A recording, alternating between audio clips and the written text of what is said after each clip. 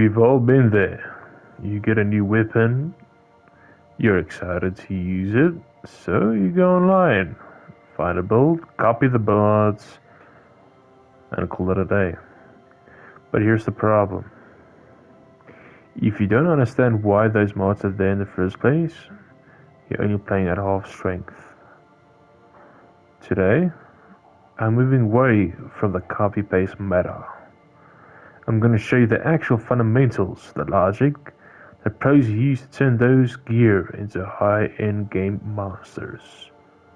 We're breaking down the 5 pillars of modding: hybrids, weighting, stances, galvanized scaling, and melee specialization.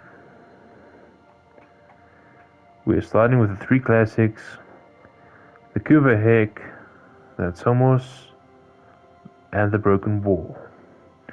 Then I'm going to show you the exact same logic applies to the absolute kings of the current meta: the Torid, the Xoris, and the Orcicore. By the end of this video, you won't need to look up another guide. You will be the one making them. Let's get to work.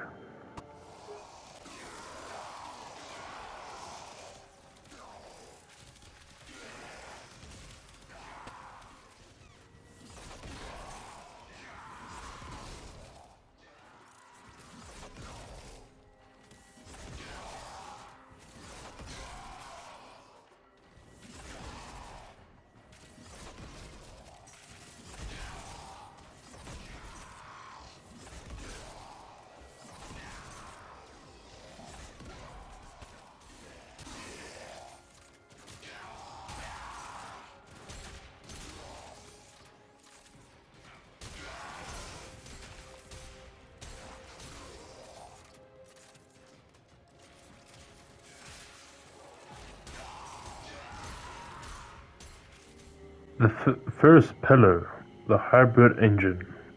Most players think they have a choice. Are you crit build or a status build? If you want to play a pro, the answer is actually both. Think of crit as your raw punch, of status as your armor shredder. I'm using the Kuva Hek here. It has a massive base crit chance. If we only stack raw damage, we will hit a wall against the armored enemies, but by using 60 mods, that status plus element, we're creating a hybrid setup. The goal: you want your status effects like viral to weaken the enemy, so your massive crits can finish them off. Crit provides a damage ceiling, but the status provides the scaling that keeps up with the relevant and high-level content. If a weapon has at least 20 in both stats, you should almost always be building a hybrid setup. Pillar 2, status weighting. And this is where the pros really separate themselves from the casuals. Having a 100% status chance is useless if you're proccing the wrong element. Think of your damage types like a lottery. If you have 500 impact and only 100 slash, impact is 5 times more than tickets in the pool. Every time you hit an enemy, the game rolls the dice to mod like a pro. You manipulate the weight. You want your killing elements like heat or slash to have the highest numbers so they proc the most. Example 1. This is a corrosive setup using heat and corrosive. Our heat is more than double than corrosive, thus our heat will be the main target. And then with Pestle Elementalist, it'll be double, so it'll be 800. But if you use Roar, it will be even more, and then if you use a faction mod, it'll be quadruple the damage. Here's the elite secret. Look at your companion. If you're running a pet like the Panzer or the Nautilus, that's already coating the room in viral. Do not mod viral on your weapon. That's a waste of 2 mod slots. Use those 3 mod slots for either faction mods or rock crit damage. Why do they work twice when your companion has a built-in status primer? Efficiency is everything. So here's my companion proccing viral everywhere. 10 stacks of viral, 1 shot.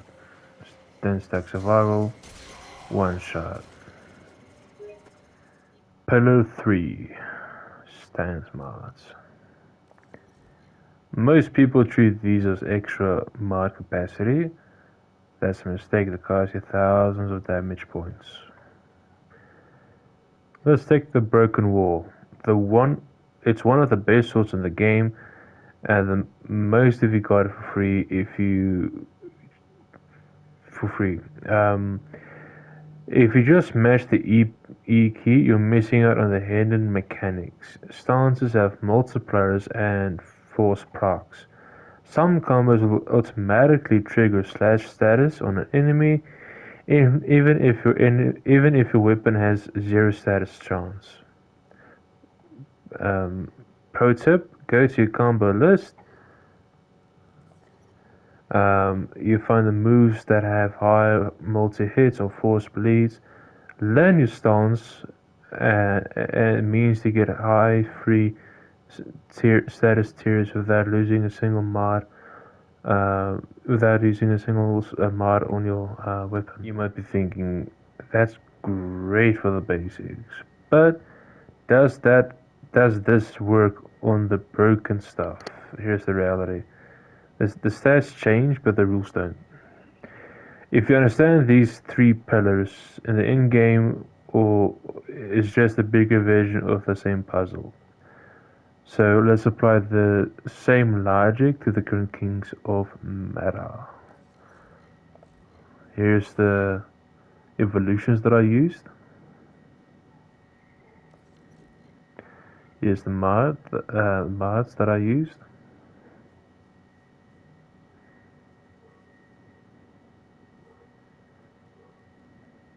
Again, this is a hybrid setup. I use rough elementalists to get double heat procs with heat, triple with roar if you have roar on your Warframe, or someone in your team using roar.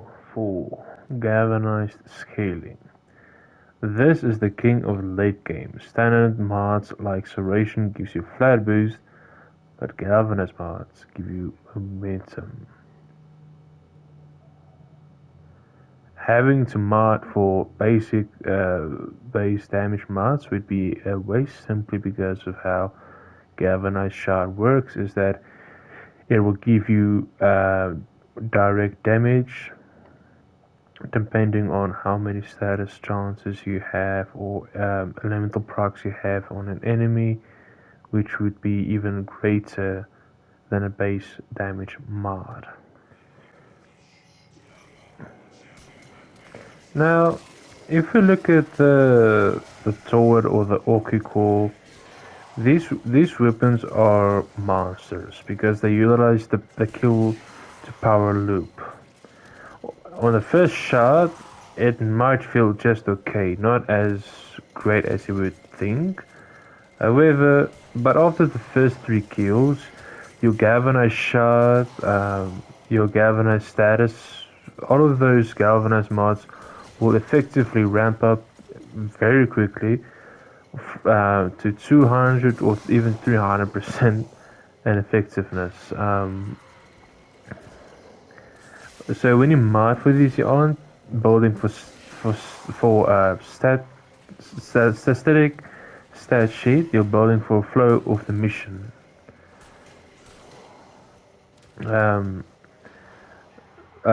You're building a weapon that gets hungrier and stronger basically the more you kill. If you aren't using galvanized mods in the mod, mid game, you're literally capping your own power, and using base mods like Xoris or Hornet Strike will effectively diminish your own base base damage because Galvanized mods already give them in the first place. Finally, Pillar 5 Specialization. This is where we talk about the Magistar Incarnon. The Magistar isn't just a mace, it's a critical multiplier monster. With the Incarnon evolutions,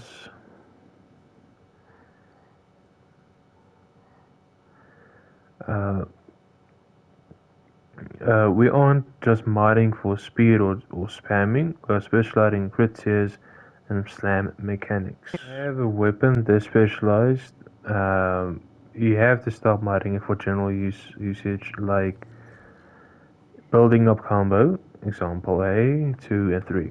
Instead, you want to lean more into the Incarnon perks and make the most out of them.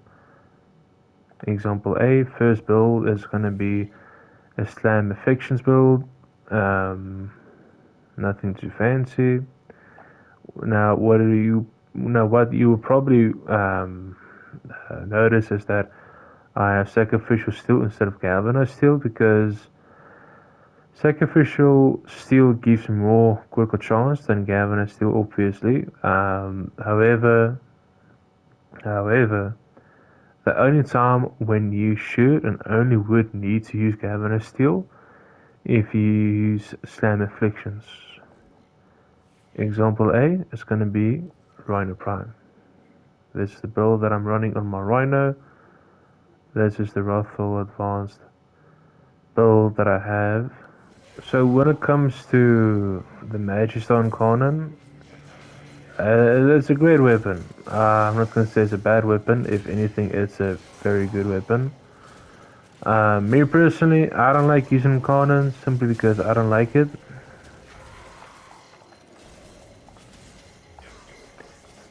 There we go. I don't like using slam weapons in general. It's not something that I like. Many ways to play with it, of course. It's just not for me. If you like it, you like it, but not for me.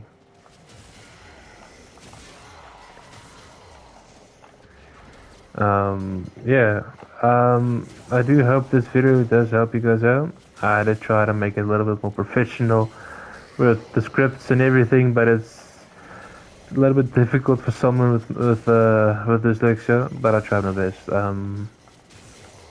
Yeah, this is the Magistar Incarnon.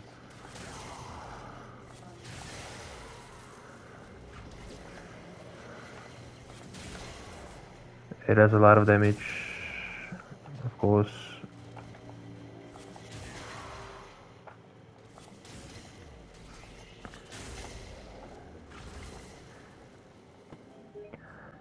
Now then, if we use the same logic that we've used in the Magistar, let's have a look at the Xoris, so shall we?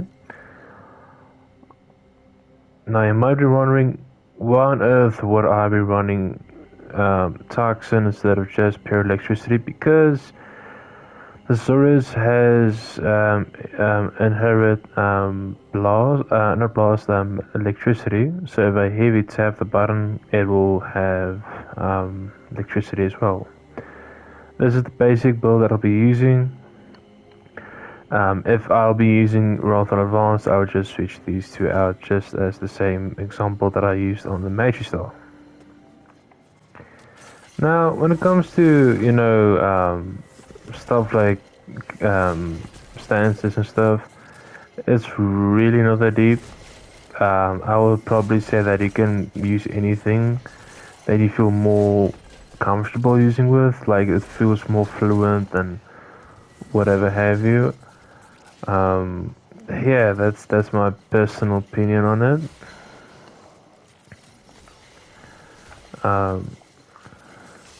Yeah, the Xoris is a very good weapon. I'm using a lot of levels as an example, but probably shouldn't because I want to make it fair. But who cares? You can use any Warframe with any weapon. That's the thing. I cannot really implement specific Warframes because everyone has their own personal taste in terms of playing with specific Warframes.